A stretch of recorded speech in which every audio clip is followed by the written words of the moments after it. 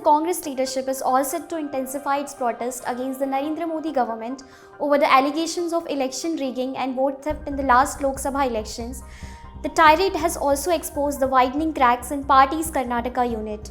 The opposition party's all-out offensive was launched by leader of the opposition in the Lok Sabha, Rahul Gandhi, who while addressing a rally in Bengaluru last week, alleged large-scale vote theft in Mahadevapura assembly segment.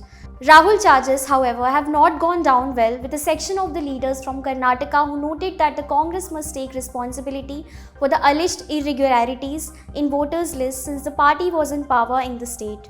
One should remember that voter lists were revised when our own government was at the helm.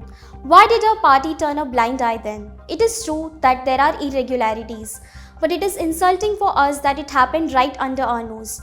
Corporation Minister K.N. Rajana was quoted as saying by the Times of India.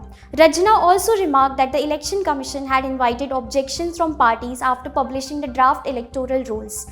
We should have raised objections then, especially in the case of Mahadevapura, where there are many instances of malpractice. After keeping silent when we were supposed to talk, we are talking about it now, he said. The remarks of Rajana, a loyalist of Chief Minister Siddaramaiah, drew sharp reactions from the rival group led by Deputy CM D.K. Shivakumar. They accused the minister and others of trying to destabilize the party and urged the High Command to take a serious note of it. Talking negatively our own party and government even before the investigation is over is unpardonable. The High Command must take serious note of it and such anti-party activities, said Kunigal MLA H.D. Ranganath.